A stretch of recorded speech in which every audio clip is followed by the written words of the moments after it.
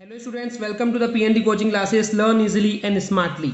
तो आज हम देखने वाले हैं एम्पियर्स स्विमिंग रूल। ओके, तो जैसे कि पिछले वीडियो में हमने देखे थे कि ऑस्टेड ने एक एक्सपेरिमेंट किया था। उन्होंने करंट कैरिंग कंडक्टर लिए थे, उनमें से इलेक्ट्रिसिटी का फ्लो किए थे।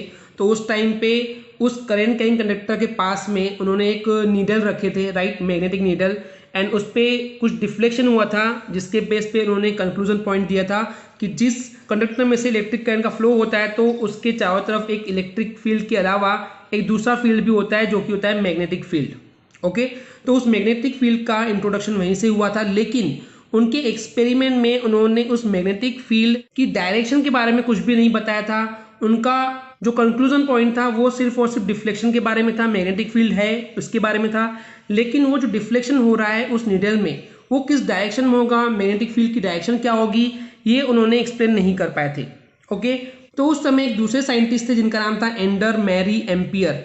इन्होंने उस मैग्नेटिक फील्ड की डायरेक्शन के बारे में बताया, इसलिए उस रूल को नाम दिया गया एम्पियर्स स्विमिंग रूल।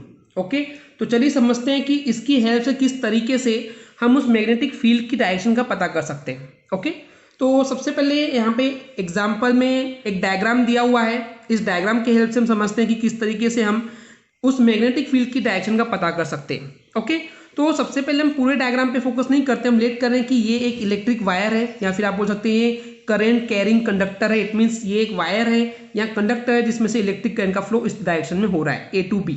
ओके, आप लेट कीजिए 2 मिनट के लिए कि सिर्फ ये एक वायर है। ओके, एंड मान लेते हैं कि सबसे पहले जो यहाँ पे मैग्नेटिक जो नीडल रखी हुई है उसमें उसका जो नॉर्थ एंड है वो इस डायरेक्शन में है एंड साउथ इस डायरेक्शन में। इट मीन्स अगर मैं सिंपली बोलूँ तो पहले ये नीडल इस टाइप से रखी हुई थी एंड नॉर्थ इस साइड पे था एंड साउथ इस साइड पे था, ये हम लेट करके चल रहे हैं। ओके, अब जो इलेक्ट्रिक करंट का फ्लो हो रहा है वो साउथ से नॉर्थ के डायरेक्शन में हो रहा है। आपको दिख रहा है राइट डायरेक्शन कि इलेक्ट्रिक करंट का जो फ्लो हो रहा है यहाँ पे वो साउथ से नॉर्थ की तरफ हो रहा है। ओके, अब हमको यहाँ पे अगर उस मैग्नेटिक फील्ड की डायरेक्शन पता करनी है तो हम क्या करेंगे, लेट कर रहे हैं कि एक पर्सन है जो कि स्विमिंग कर रहा है। ओके, जब वो स्विम कर रहा है तो जो उसके पैर होंगे, हम पैर से यानी कि फुट की बात कर रहे हैं, हम ये लेट करते हैं कि जो इलेक्ट्रिक करंट है वो वहां से इंटर कर रही है एंड उसका जो हेड है उस साइड से वो इलेक्ट्रिक करंट बाहर निकल रही है। इट मीन्स डायरेक्शन की बात कर रहे हैं हम, इलेक्ट्रिक करंट की डायरेक्शन उसके फुट से लेकर के उसके हेड की तरफ होगी। ओके, एंड इसके अलोंग जो फेस होता है, नॉर्मली अगर हम स्विमिंग की बात करें तो फेस किधर होना चाहिए, जो फेस है हमारा वो डाउनवर्ड होगा, राइट, क्योंकि हम स्विमिंग जब करते हैं, आई एग्री कि जो स्विमिंग है 2 टाइप की होती है, हम ऊपर फेस करके भी कर सकते हैं but that is not a standard. तो बेसिकली जो स्टैंडर्ड स्विमिंग है वो जनरली डाउनवर्ड द फेस ही होता है। तो हमको उसी के बेस पे कंसेप्ट को रीड करना है कि यहाँ पे जो फेस है वो एक्चुअली ऊपर नहीं है, डाउनवर्ड है, वो नीचे देख करके स्विमिंग कर रहा है। Okay, that is the final. तो अब यहाँ पे क्या होगा, आपको ये समझना है कि किस तरीके से यहाँ पे मैग्नेटिक फील्ड की डायरेक्शन होगी।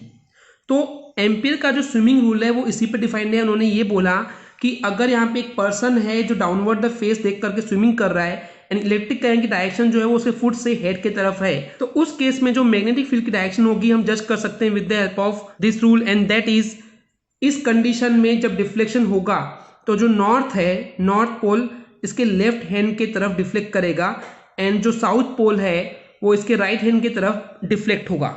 ओके, तो ये क्लियर हो गया। अगर लेफ्ट हैंड यहाँ पे है तो लेफ्ट हैंड है यानी उधर नॉर्थ होना चाहिए, तो जो ऐसी थी नीडल अब वो डिफ्लेक्ट होकर इस टाइप से हो जाएगी, तो नॉर्थ उधर चले गया एंड साउथ इधर आ गया।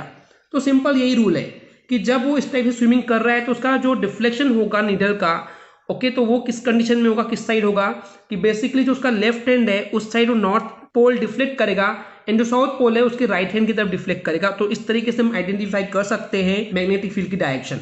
ओके स्टूडेंट्स, तो जो चीज़ें मैंने अभी आपको एक्सप्लेन किया वही सब चीज़ें यहाँ पे लिखी हुई है, आप चाहे तो वीडियो को पॉज करके रीड कर सकते हैं।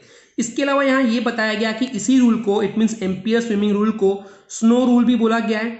ओके, और अगर इसी डिफ्लेक्शन को हमको अगर डायरेक्शन के बेस पे समझना है और इस डायग्राम की बात करें तो उस बेस पे हम बोल सकते हैं कि यहाँ पे जो करंट का फ्लो हो रहा था वो यहाँ पे किससे हो रहा था, वो यहाँ पे साउथ से नॉर्थ डायरेक्शन में हो रहा था। ओके, एंड उस केस में अगर हम बात करें कि नीडल का जो डिफ्लेक्शन हो रहा है उसका जो नॉर्थ पोल था वो डिफ्लेक्ट हो रहा है, that is the left hand के साइड पे हो रहा है, इट मींस वेस्ट डायरेक्शन में ये पॉइंट कर रहा है। Okay, everyone I guess know कि राइट हैंड हमारा ईस्ट होता है एंड लेफ्ट हैंड हमारा वेस्ट होता है। तो यहाँ पे लेफ्ट साइड पे जो नॉर्थ पोल है वो डिफ्लेक्ट हो रहा है, इट मीन्स वो वेस्ट डायरेक्शन में डिफ्लेक्ट हो रहा है। ओके, एंड इसी टाइप से हम बोल सकते हैं कि जो साउथ पोल है वो ईस्ट डायरेक्शन में डिस्प्लेस हो रहा है या फिर डिफ्लेक्ट हो रहा है।